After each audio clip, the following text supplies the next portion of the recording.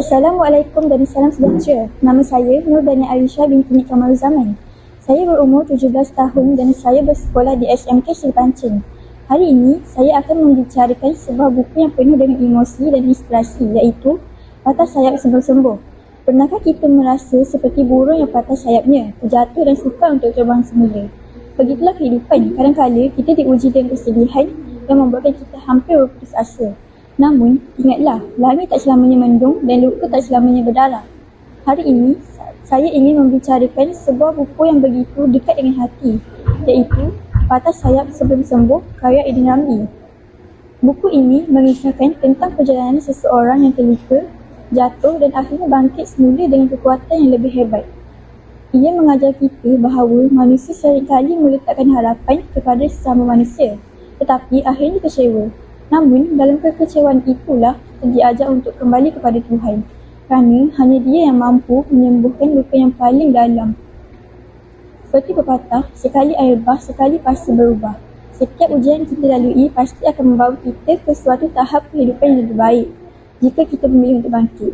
Antara tema utama dalam buku ini ialah ketabahan dalam menghadapi ujian, pengharapan terhadap pemulihan, dan yang paling penting, cinta kepada Tuhan.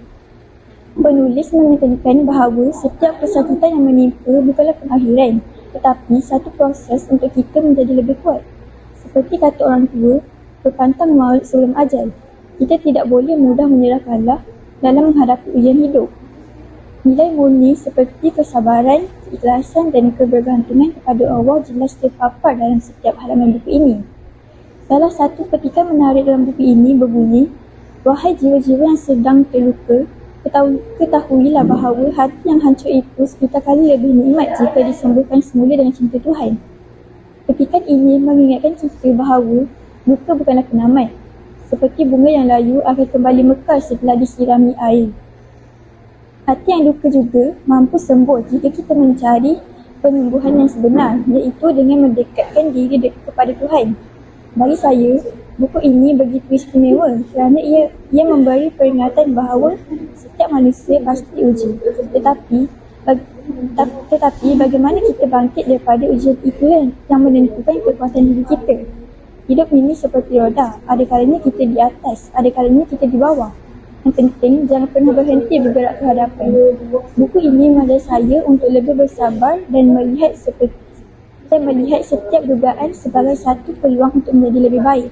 Kesimpulannya, Patah Sayap Sebelum Sembuh bukan sekadar sebuah buku, tetapi sebuah refleksi kehidupan yang boleh memberi inspirasi kepada sesiapa sahaja yang sedang melalui kesukaran.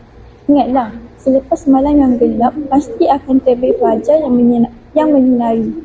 Begitu juga dalam kehidupan. Selepas kesakitan, pasti ada kebahagiaan yang menanti. Saya amat mengesyorkan buku ini kepada semua kerana mesejnya begitu mendalam dan menyentuh hati. Semoga perkongsian saya hari ini memberi manfaat kepada kita semua. Sekian, terima kasih.